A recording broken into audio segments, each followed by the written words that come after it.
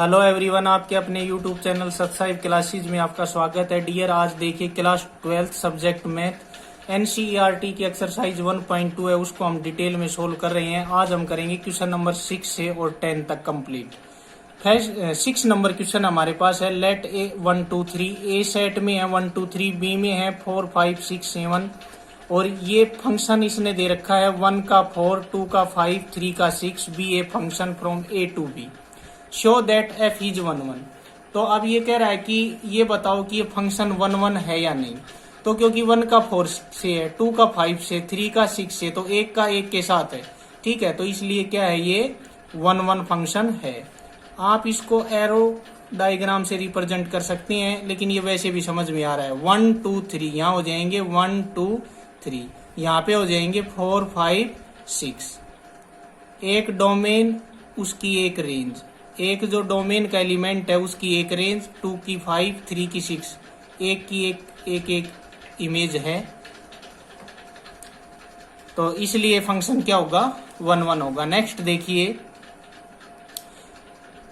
In each of the following cases state whether the function is 1 1 onto और bijective. यदि 1 1 हो और on to हो तो बाइजेक्टिव भी होगा। Justify your answer. तो फर्स्ट हमारे पास है R2R f x is equal to 3 minus 4x। तो ऐसे दिखाते हैं 1 1 के लिए, ये तरीका है दिखाने का। F x is equal to ये, तो f x 1 is equal to, यदि एफ एक्स 2 हम दिखा देते हैं तो वो 1 1 होता है। तो 3 माइनस 4x1 एफ एक्स ये है, तो ये किसके इक्वल टू आए, 3 माइनस 4x2। तो 3 से 3 कैंसिल आउट, माइनस 4x1 किसके, माइनस 4x2 के। तो 4 से 4 cancel out, x1 is equal to x2। तो x1 के is equal to x2 element होंगे, यानी कोई भी आप इसमें पुट करेंगे तो यदि एक एलिमेंट होगा तो उसकी इमेज बन जाएगी कोडोमेन में। तो इसलिए ये क्या होगा, 1 1 फंक्शन होगा for any real number y। अब किसी रियल नंबर y के लिए ऑन टू चेक करते हैं। तो ऑन टू चेक करने का क्या मेथड है, f x is equal to y लेते हैं। F x is equal to y, तो 3 minus 4x is equal to y लेंगे। यहां से x की वैल्यू फाइंड आउट करेंगे। x की वैल्यू ये आई आपके पास 3 माइनस वाई अपॉन 4। तो अब फंक्शन में रखो, जो आपके फंक्शन है आपके पास, जो मेन फंक्शन, इसमें ये वैल्यू पुट करेंगे 3 माइनस 4x में। तो 3 माइनस 4 और x की जगह ये वैल्यू रखेंगे, जो x की वैल्यू हमने यहाँ से फाइंड आउट की है वो वैल्यू रखेंगे। तो ये इज इक्वल टू वाई आ गया, तो ये ऑन टू फंक्शन। तो यदि ये 1 1 भी है, ऑन टू है, तो हेंस एफ इज बाइजेक्टिव। इसका जो सेकंड पार्ट है वो देखिए, function R2R f x is equal to 1 plus x square. अब ये f x is equal to 1 plus x square है। अगर हम ऐसे दिखाते हैं 1 प्लस एक्स स्क्वायर और 1 प्लस x1 का square is equal to 1 plus x2 का स्क्वायर, ऐसे करते आएंगे तो फिर x1 is equal to x2 आ जाएगा। लेकिन ऐसा नहीं होगा, क्यों, क्योंकि यहाँ हमें देखना पड़ेगा इसकी पावर स्क्वायर है। यहाँ पे अगर -1 पुट करते हैं तो भी स्क्वायर, +1 पुट करते हैं तो भी स्क्वायर। तो इसलिए 1 रखते हैं तो भी 2 इमेज इसकी, और -1 रखते हैं तो भी 2। तो इसलिए ये हो गई ना सेम इमेज हो गई ना कोडोमेन के अंदर, ये इसकी रेंज बनेगी सेम। तो इसलिए ये नॉट 1 1, ये 1 1 फंक्शन नहीं होगा, क्योंकि डोमेन के अंदर प्रत्येक एलिमेंट की एक ही इमेज होनी चाहिए, 2 नहीं होनी चाहिए। An element 2 in codomain or each element in codomain has no preimage in domain. इसी तरह से जो कोडोमेन होगा ना, इसके अंदर उन सभी की प्री इमेज नहीं बनेगी। तो ये क्या फंक्शन होगा, नॉट ऑन टू फंक्शन नहीं होगा। नेक्स्ट हमारे पास नंबर 8 नंबर है। Let A and B set show that A Cartesian B is equal to B Cartesian A such that f A B is equal to B A is bijective. अब ये कह रहा है कि क्या ये बाइजेक्टिव है, ये खुद कह रहा है। ए का बी से प्रोडक्ट और बी का ए से, जो भी कार्टेशियन प्रोडक्ट होंगे, तो एफ ए बी किसके इक्वल आए, एफ बी ए। ठीक है, तो A1 B1 किसके इक्वल आए, A2 B2 के, अगर A और B से बिलोंग करे। तो इसी तरह से एफ A1 B1 किसके इक्वल आए, एफ A2 B2 से। तो यहाँ यदि हम इनको चेंज करें तो B1 A1 किसके इक्वल आए, इधर से भी ये B2 A2 हो जाएगा। तो B1 is equal to B2 और A1 is equal to A2, तो एफ इज 1 1 फंक्शन। अब हम चेक करते हैं इसका कि ये ऑन टू फंक्शन है कि नहीं। तो ये ऐसे ही होगा, यदि ए बी बिलोंग कर रहा है, ए बी इसका कार्टेशियन हो जाएगा तो A B is equal to हो जाएगा बी ए। तो इसकी सभी की प्री इमेज बनेंगी, तो प्री इमेज बनेंगी तो ये क्या हो जाएगा, ऑन टू फंक्शन हो जाएगा। नेक्स्ट हमारे पास है 9 नंबर क्वेश्चन, ये देखिए let function n to n be defined by f n, लेकिन इसमें कंडीशन दी है n plus 1 upon 2 if n is odd. यदि आप n की नंबर ओड लेंगे तो ये यूज करेंगे n plus 1 upon 2। If n अगर इवन लेंगे तो n अपॉन 2 यूज करेंगे। n है वो नेचुरल नंबर आप रखेंगे, कोई भी नेचुरल नंबर, n बिलोंग करेगा नेचुरल नंबर से। क्वेश्चन को समझना बहुत जरूरी है आंसर से पहले।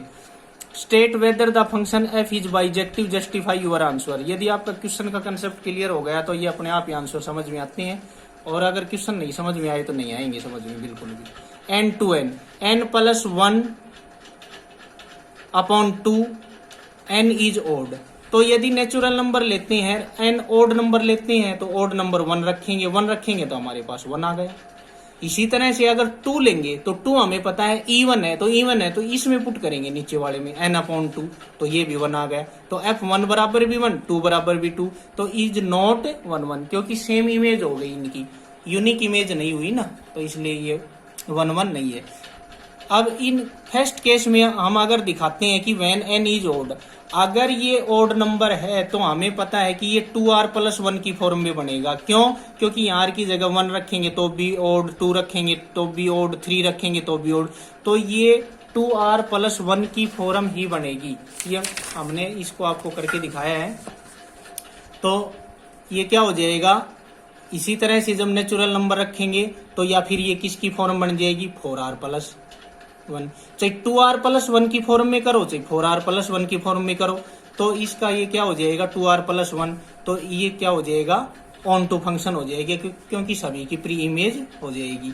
इसी तरह से एफ एन इज इवन, अगर इवन लेते हैं तो 2r की फॉर्म बनेगी, क्योंकि यहाँ 1 रख लो, r की जगह 2 रख लो, 3 रख लो, 4 रख लो, आप रख के देख लो कुछ भी, ये इवन ही आएगा। तो यहाँ से आपका 4r बिलोंग कर रहा है नेचुरल नंबर से, 2r भी बिलोंग कर रहा है, इसको जब ऐसे डिवाइड करें तो 2r हमारे पास आता ही है। तो ये ऑन टू भी हो गया, क्योंकि every element in codomain has a pre image in domain, वो प्रत्येक एलिमेंट कोडोमेन में अपनी एक प्री इमेज रखेगा, तो इसलिए ये भी ऑन टू हो गया। अब यहाँ से ये डियर कंसेप्ट तो क्लियर हुआ था, ये ऑन टू तो है लेकिन ये 1 1 नहीं है, तो इसलिए हम लिखेंगे f इज नॉट बाइजेक्टिव, क्योंकि दोनों कंडीशन क्लियर होनी चाहिए, 1 1 भी होना चाहिए और ऑन टू भी होना चाहिए। नेक्स्ट देखिए 10 number question, let a is equal to r, 3 को छोड़ देंगे, b is equal to r, 1 को छोड़ देंगे, 3 और 1 नहीं लेना हमें।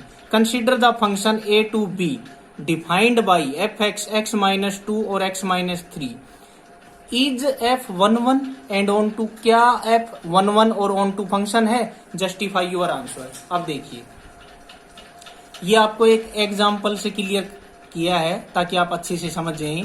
जैसे मान लो इसमें हमें 3 और 2 को छोड़ना है, चलो कोई बात नहीं, 2 यहाँ पे x की वैल्यू रखेंगे, 2 ले लेंगे, 5 ले लेंगे, 1 ले लेंगे, 5 कोई भी आप वैल्यू लेकर इसमें पुट करेंगे, तो 2 इसमें रखोगे यहाँ पे 0, 5 रखोगे 3/2, 1 रखोगे, तो इस तरह से आपको ये वैल्यू मिलेंगी। इनको आप कैलकुलेट करके देख लीजिए, तो 1 1 फंक्शन होगा ये, ठीक है ना, एक की एक इमेज होगी।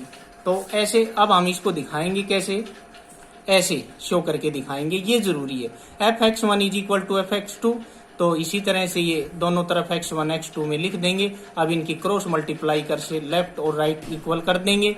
अब इनको मल्टीप्लाई कर लेंगे, इसका दोनों के साथ, फिर इसका दोनों के साथ, फिर इसी तरह से x2 का इन दोनों के साथ, -2 का दोनों के साथ। तो ये आपका, अब ये कुछ एलिमेंट्स इसमें, क्योंकि बीच में इक्वल है, तो कुछ एलिमेंट्स दोनों तरफ से कट जाएंगे, आपके पास x1 और x2 बच जाएगा। आप दिखा देंगे f फंक्शन इज 1 1।